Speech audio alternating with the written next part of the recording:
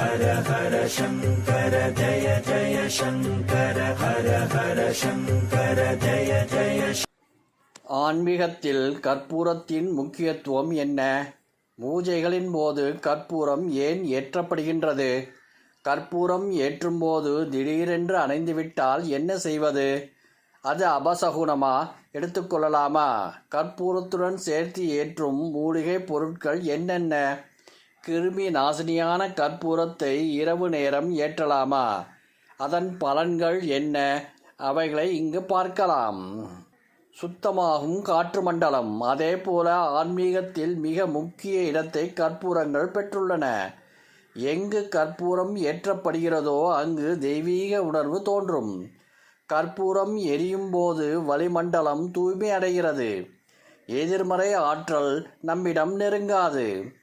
காரணம், கடவுளிடம் இந்த கற்பூரத்தை ஏற்றினால் அது முற்றிலும் எரிந்து அணைந்து காற்றில் கரைந்துவிடும்.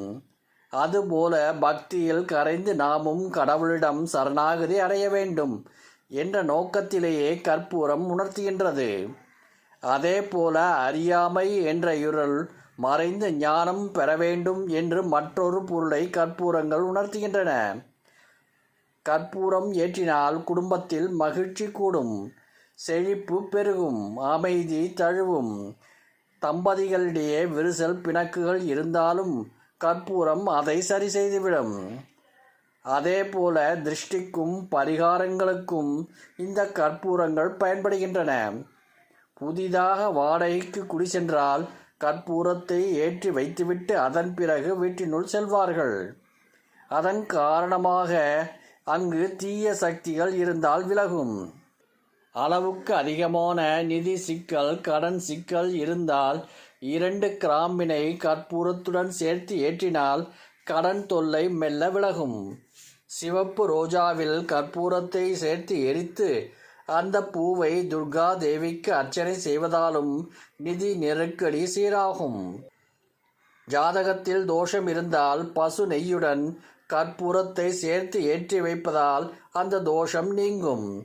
கற்பூரம் திருஷ்டியை கழிக்க பயன்படுத்தப்படுகின்றது. வெறுமனே கற்பூரத்தை சுற்றி திருஷ்டி கழிக்காமல் கருப்பு கடுக்காய் வைத்து கற்பூரம் ஏற்றும்போது கண் திருஷ்டி வீட்டில் நுழையாது. தூங்க செல்வதற்கு முன்பு வீட்டின் ஏதாவது ஒரு மூலையில் கற்பூரத்தை ஏற்றலாம். இதனால் தூங்குவதற்கான நிம்மதி சூழல் உண்டாகும். கற்பூரம் அணைந்தால் அது அபசகுனம் என்று நினைக்க தேவையில்லை. அப்படி அணைந்துவிட்டால் வேறு கற்பூரம் எடுத்து மாற்றி பூஜை செய்து கொள்ளலாம். பிரிஞ்சி இலையுடன் சேர்த்து கற்பூரம் ஏற்றுவது வீட்டிற்குள் நேர்மறை ஆற்றலை கொண்டு வருமாம்.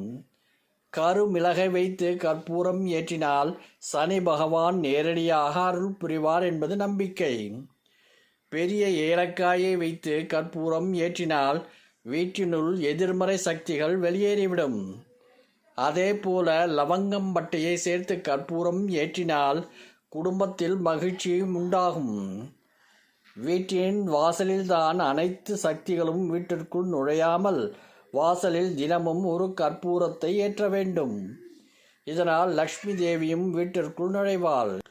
லக்ஷ்மியின் வாசம் சமையல் அறையிலும் உள்ளதால் சமையல் அறைக்குள் பூச்சி வண்டுகள் நுழையாது. ஹர ஹர சங்கர ஜய ஜய சங்கர ஹர ஹர சங்கர ஜய ஜய.